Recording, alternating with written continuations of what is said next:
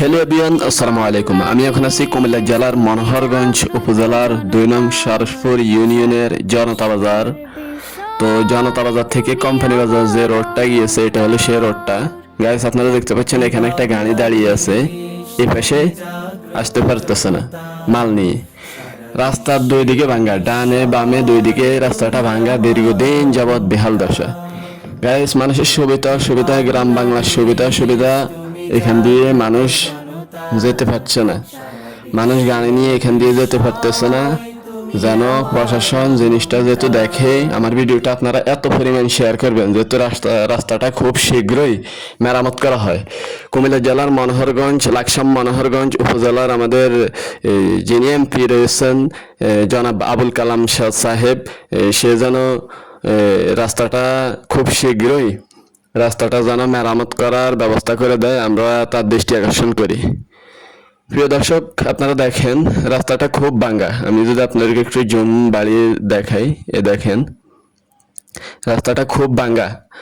একটা রিক্সা, cycle, Honda ছাড়া এখান দিয়ে কোনো গাড়ি আসার ক্যাপাসিটি নেই।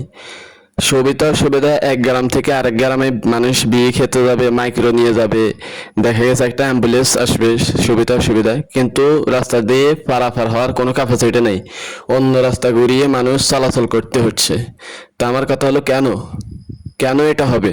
আমরা চাই খুব শীঘ্রই রাস্তাটা মেরামত করা হোক, খুব শীঘ্রই রাস্তাটার সংস্কার করা হোক।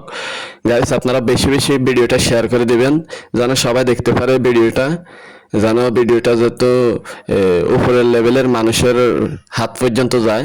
আপনারা দেখেন অনেক ভাঙ্গা, যেটা বলার বাইরে। দীর্ঘদিন যাবৎ আমার কাছে অনেক মানুষের রিকোয়েস্ট করতেছে একটা ভিডিও বানাও, তুমি খুব শীঘ্র একটা ভিডিও ফেসবুকে দাও।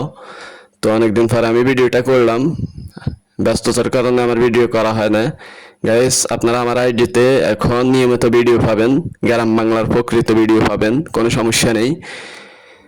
এখান দিয়ে গাড়ি আসতে হলে দেখা গেছে ভুলবশত একটা গাড়ি জোরে আসতেছে, রাস্তার সব দিকে ভালো, এখান দিয়ে ভাঙ্গা, একটা গাড়ি জোরে আসতেছে, জোরে আসলে পুকুরে পড়ে যাওয়ার সম্ভাবনা। আমার কাছে কিছুদিন আগে আমার কানে কথায় একটা আসছে, পুকুরে নাকি একটা অটোরিকশা পড়ে গেছে মালামাল নিয়ে। তা আমার কথা হলো, কেন? যদি এত পরিমাণ ভাঙ্গা হয় মানুষ কিভাবে চলবে? তো গাইস, আমি আর কিছু বলতে চাই না, আপনাদের সাথে কিছু বলার ইচ্ছেও নেই আমার। তা আমার কথা হলো, রাস্তাটা যেহেতু খুব শীঘ্রই মেরামত করা হয়, জনগণের উপকার হয়, সাধারণ মানুষের উপকার হয়, আমার আপনার উপকার হয়, এতটুকুই। তো সবাই সুস্থ থাকবেন, ভালো থাকবেন, আল্লাহ হাফেজ।